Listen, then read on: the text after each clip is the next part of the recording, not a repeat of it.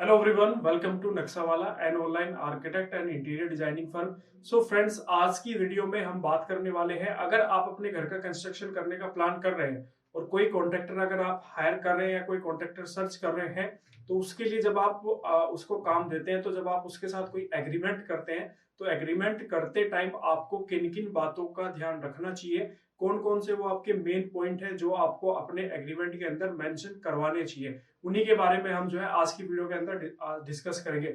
अक्सर ये देखा गया है कि जब स्टार्टिंग में हम किसी कॉन्ट्रैक्टर के साथ कोई एग्रीमेंट करते हैं, तो कुछ ऐसी बातें होती है जो हम उसमें मेंशन करवाना भूल जाते हैं, या फिर हमें पता नहीं होता है कि कौन कौन सी बातें उसमें मेंशन करवानी है। जब फिर बाद में कंस्ट्रक्शन आपका स्टार्ट हो जाता है, तो उस टाइम पे सबसे बड़ी प्रॉब्लम क्या आती है कि कॉन्ट्रैक्टर के साथ आपका डिस्प्यूट होना ही होना तय है ये, क्योंकि कॉन्ट्रैक्टर साफ मना कर देता है कोई भी अदर एक्टिविटी करने से जो उसके कॉन्ट्रैक्ट में मेंशन नहीं है। ठीक है, कभी कभी कॉन्ट्रैक्टर क्या करते हैं कि जो आपका ओनर होता है उसको काफी सारी चीजें वो बताते ही नहीं है, बस मेन मेन पॉइंट लिखवा देते हैं, उसके बाद में फिर डिस्प्यूट वो होता ही होता है। तो उसी की वजह से अगर आप भी इस तरह की चीजों से बचना चाहते हो, तो आज की जो वीडियो है वो आपके लिए काफी इंपॉर्टेंट होने वाली है, क्योंकि मैं आज डिस्कस करूंगा कुछ 5 ऐसे इंपॉर्टेंट पॉइंट जो कि आपको काफी हेल्प करेंगे जब आप किसी कॉन्ट्रैक्टर के साथ एग्रीमेंट करेंगे। तो वीडियो को स्टार्ट करते हैं। इसमें आपका सबसे पहला जो पॉइंट है जिसपे अक्सर डिस्प्यूट होता है, वो होता है आपका कंप्लीशन टाइम। हम जो है कॉन्ट्रैक्टर के साथ रेट की बात कर लेते हैं, उसके वर्क की बात कर लेते हैं, लेकिन जो कंप्लीशन टाइम होता है उसका हम लोग जो है उसके साथ डिस्कशन करना भूल जाते हैं।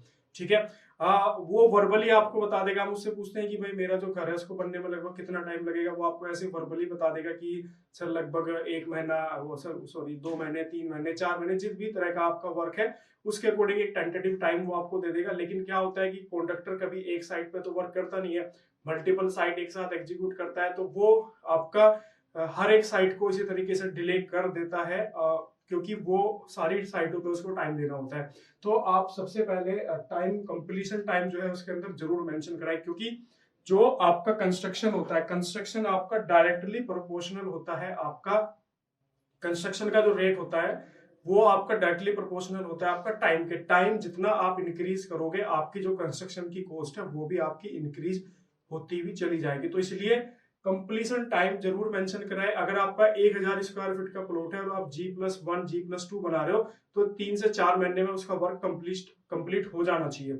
अगर उससे ज्यादा कोई कॉन्ट्रैक्टर लेना, मैंने अक्सर ऐसा भी देखा है कि कॉन्ट्रैक्टर ने 6-7 महीने टाइम लगा दिया कंप्लीट होने में। सो आपको ये बात का जरूर ध्यान रखना है कि कंप्लीशन टाइम जो है अपने एग्रीमेंट के अंदर जरूर मेंशन करवाना है। क्लियर? चलिए, इसके बाद है मेरा आपका जो नेक्स्ट पॉइंट है वो है आपका रेट ऑफ डिफरेंट वर्क। जब भी आप कंस्ट्रक्शन स्टार्ट कराते हो, तो उसमें क्या होता है कि कोई भी प्रोजेक्ट है, आपका घर का प्रोजेक्ट है, छोटे से छोटा प्रोजेक्ट क्यों ना, उसमें आपके मल्टीपल आइटम्स होते हैं। तो हर आइटम का क्या रेट कॉन्ट्रैक्टर आपसे चार्ज कर रहा है, या तो आपने ओवरऑल उसको दिया है, या फिर आपने जो है उसको डिफरेंट डिफरेंट आइटम के लिए अलग अलग वर्क दिया है, तो उनका क्या रेट रहेगा, वो सारा आपको क्लियरली मेंशन कराना है। क्योंकि कॉन्ट्रैक्टर क्या होते हैं, जो मेन मेन आइटम होते हैं, जो प्रॉफिटेबल आइटम होते हैं, जहां से उसको प्रॉफिट होना होता है, उन आइटम का तो वो आपका वर्क कर देगा। लेकिन कुछ आइटम ऐसे होते हैं जिनमें उसको लॉस होना होगा, या फिर उसमें कोई प्रॉफिट नहीं होगा, तो उसको करने से वो अक्सर बचते हैं, और उनके रेट भी वो आपको नहीं देंगे, और बाद में वो चीज जो है डिस्प्यूट का कारण बनती है। तो इसलिए जब भी आप एग्रीमेंट कराएं, तो हर एक आइटम का रेट जो है क्लियरली मेंशन करा ले कॉन्ट्रैक्टर से। कोई भी आइटम आपका बचना नहीं चाहिए, क्योंकि ये चीज आपका फिर बाद में डिस्प्यूट का कारण बनती है। इसके बाद मेरा जो आपका यहाँ पे नेक्स्ट पॉइंट है वो है आपका कॉन्ट्रैक्टर स्कोप ऑफ वर्क। इसमें हम लोग क्या मेंशन कराते हैं कि कॉन्ट्रैक्टर जो है क्या क्या काम करने वाला है। ठीक है, आज जैसे कि मैं आपका 3 कैटेगरी में मैंने डिवाइड किया, 4 कैटेगरी में चलो मान लेते हैं। आपका एक स्ट्रक्चर वर्क हो गया, एक आपका फिनिशिंग वर्क हो गया, एक आपका plumbing and sanitation and electrical. तो ये चारों सेगमेंट आप एक सिंगल कॉन्ट्रैक्टर को दे रहे हो, या फिर आपने स्ट्रक्चर वर्क किसी एक कॉन्ट्रैक्टर को दिया है, फिनिशिंग का वर्क आपने किसी दूसरे कॉन्ट्रैक्टर को दिया है, प्लम्बिंग का वर्क अलग दिया है, या फिर आपने जो इलेक्ट्रिकल का वर्क है वो किसी अलग कॉन्ट्रैक्टर को दिया। तो ये आपका जो स्कोप ऑफ वर्क है, ये आपको सबसे पहले डिसाइड करना पड़ेगा, एग्रीमेंट में क्लियरली मेंशन करना पड़ेगा कि कॉन्ट्रैक्टर के जो वर्क ऑर्डर है उसके अंदर आपने क्या क्या आइटम उसके अंदर मेंशन किया है। बाद में क्या होता है कि कॉन्ट्रैक्टर हमेशा उन आइटम को करना ज्यादा पसंद करता है, उस वर्क को ज्यादा पसंद करता है जिसमें उसको प्रॉफिट होता है। और बहुत सारे ऐसे भी वर्क होते हैं बिल्डिंग के अंदर कि उनमें कॉन्ट्रैक्टर को प्रॉफिट बहुत ही कम होता है। तो आपको पहले से ये चीजें ध्यान में रखनी है कि कॉन्ट्रैक्टर के स्कोप में क्या क्या वर्क है, ताकि बाद में फिर आपको डिस्प्यूट ना हो। अब मेन आइटम जिस कॉन्ट्रैक्टर को आपने काम दिया उसने मेन आइटम उसने कर दिया, लेकिन उसके बाद क्या होता है, उसके बाद जो भी ऐसे आइटम जो बचे जिसमें आपका प्रॉफिट ना के बराबर है या फिर प्रॉफिट नहीं है, उन काम को अगर आप किसी दूसरे कॉन्ट्रैक्टर से कराने जाओगे तो उसमें अल्टीमेटली आप ही का लॉस है। तो ये पॉइंट जरूर याद रखिए कि कॉन्ट्रैक्टर के स्कोप में क्या क्या वर्क है। ठीक है, इसके बाद आपका यहाँ पे जो मेरा नेक्स्ट है ओनर स्कोप, ये भी बहुत इंपॉर्टेंट है, क्योंकि ओनर के स्कोप में क्या क्या चीजें हैं वो भी काफी इंपॉर्टेंट होता है। जैसे आपने सपोज करो विद मटेरियल किसी कॉन्ट्रैक्टर को आपने काम दिया, क्लियर, तो उसमें क्या होता है कि आपने कुछ ओनर क्या करते हैं कि सीमेंट और स्टील वो अपने स्कोप में रख लेते हैं और बाकी चीजें कॉन्ट्रैक्टर के स्कोप में दे देते हैं। या फिर कभी कभी ऐसा भी होता है कि कुछ छोटे आइटम होते हैं आपके, जैसे छोटी मशीनरी होगी या फावड़े तसले, इस टाइप के जो छोटे छोटे स्मॉल आइटम होते हैं जो कंस्ट्रक्शन में यूज होते हैं, वो भी कभी कभी क्या होता है कि ओनर के स्कोप में होते हैं, कॉन्ट्रैक्टर के स्कोप में नहीं होते। तो आपको ये भी डिसाइड करना है, पहले से ही क्लियरली मेंशन कर लेना है कि आपके स्कोप के अंदर क्या चीजें हैं। जैसे आपने लेबर रेट पे काम दे रहे हो तो मटेरियल आपके स्कोप में हुआ, लेबर कॉन्ट्रैक्टर के स्कोप में है। तो ये सारी चीजें भी बहुत जरूरी है कि आपके स्कोप के अंदर क्या क्या आइटम है।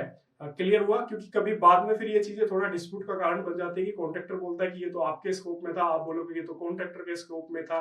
तो वो चीजें पहले ही अगर क्लियर हो जाए तो बाद में कोई डिस्प्यूट नहीं होगा और आपका लॉस नहीं होने वाला। तो आप अपने खुद के स्कोप में क्या चीजें रखना चाहते हो वो भी क्लियरली आप इसमें मेंशन कराएं। इसके बाद आपका जो लास्ट है, सबसे इंपॉर्टेंट टर्म होती है आपका पेमेंट की टर्म्स एंड कंडीशन।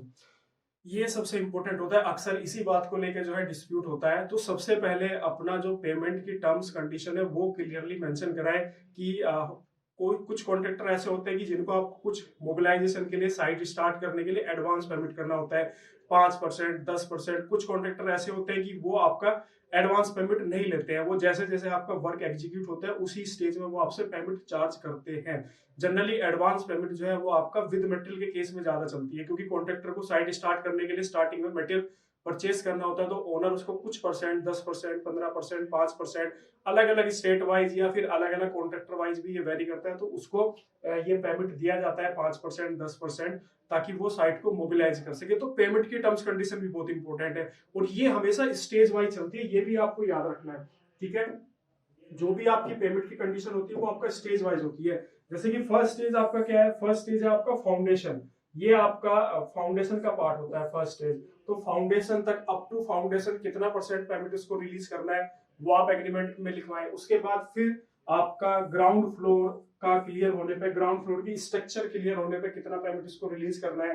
ठीक है, उसके बाद फर्स्ट फ्लोर की स्ट्रक्चर क्लियर होने पे कितना पेमेंट रिलीज करना है, ग्राउंड फ्लोर की फिनिशिंग पे आपको कितना पेमेंट रिलीज कर देना है, फाइनल फिनिशिंग पे कितना पेमेंट रिलीज करना है, कितना परसेंट उसका रोकना है। जनरली केस में जो है देखा गया है कि जो बड़े प्रोजेक्ट्स होते हैं उसमें 5% जो है रिटेंशन मनी जो है, 5% जो है आपका रिटेंशन मनी होल्ड की जाती है कॉन्ट्रैक्टर की, और 1 साल का वो पीरियड होता है, 1 साल में उसको रिटर्न करना होता है। वो एक तरीके से आपका एक पीरियड होता है कि ताकि बिल्डिंग में अगर कोई डिफेक्ट ना आए, अगर डिफेक्ट आ रहा है तो जो मनी है उसी से उसका रिपेयर होगा। तो ये अलग अलग प्रोजेक्ट पे अलग अलग कंडीशन पे वेरी करता है कि आप कॉन्ट्रैक्टर का पैसा होल्ड कर रहे हो कुछ टाइम तक के लिए या फिर होल्ड नहीं करना चाहते हो, आप 100% उसका पेमेंट रिलीज कर रहे हो। तो पेमेंट की टर्म्स कंडीशन भी इंपॉर्टेंट है। अब पता चले कि आपने स्ट्रक्चर कंप्लीट होते ही आपने उसको लगभग 90% पेमेंट आपने कॉन्ट्रैक्टर का रिलीज कर दिया। ठीक है, तो आप जब 90% पेमेंट आप उसको पहले दे चुके हो और फिनिशिंग का पार्ट भी आपका रिमेनिंग बचा हुआ है, तो कॉन्ट्रैक्टर कहां से आपको टाइम पे काम कंप्लीट करके देगा।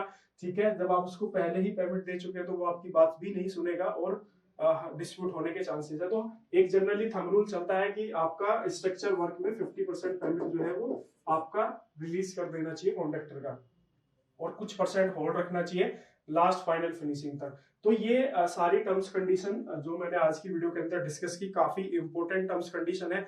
जब भी हम, क्योंकि हम लोग इस फील्ड से जुड़े हुए हैं, रेगुलर काम करवा रहे हैं, तो जिस तरह की प्रॉब्लम हमने मार्केट में फेस की है, जिस तरह की क्लाइंट हमसे शिकायत करते हैं, वो सारे पॉइंट्स मैंने जो है आज की वीडियो के अंदर डिस्कस किए। ये काफी इंपॉर्टेंट पॉइंट थे।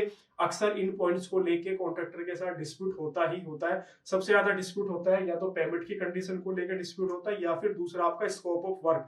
ठीक है। कॉन्ट्रैक्टर बोलेगा कि ये वर्क तो मेरे जो है वर्क ऑर्डर में ही नहीं था, ये तो आपके स्कोप में है, या फिर ये वर्क मैं नहीं करूंगा, ये तो आप किसी को दूसरे कॉन्ट्रैक्टर से कराइए, या फिर पेमेंट की कंडीशन की मुझे तो इतना परसेंट बोला गया था, इतना परसेंट मेरे को पेमेंट चाहिए, पेमेंट होल्ड करने की कोई बात ही नहीं हुई थी, मेरे को तो एडवांस भी चाहिए। तो ये 2 पॉइंट जो है आपके सबसे इंपॉर्टेंट होते हैं जब भी आप किसी कॉन्ट्रैक्टर को कॉन्ट्रैक्ट देते हैं, ठीक है। तो इन बातों का ध्यान रखें। इसके अलावा अगर आप इस तरह की कोई प्रॉब्लम फेस कर रहे हैं तो नीचे स्क्रीन पर आपको नंबर मिल जाएंगे, आप हमसे कॉन्टैक्ट कर सकते हैं। या फिर आप अपने घर का नक्शा बनवाना चाहते हैं, ड्राइंग्स बनवाना चाहते हैं, कंसल्टेंसी सर्विस यूज आपको जरूरत है, तो आप दिए गए नंबर पे हमसे जुड़ सकते हैं, हमसे कॉल कर सकते हैं। काफी अफोर्डेबल प्राइस में हम आप सर्विसेज जो है आपको प्रोवाइड करा देंगे, ठीक है।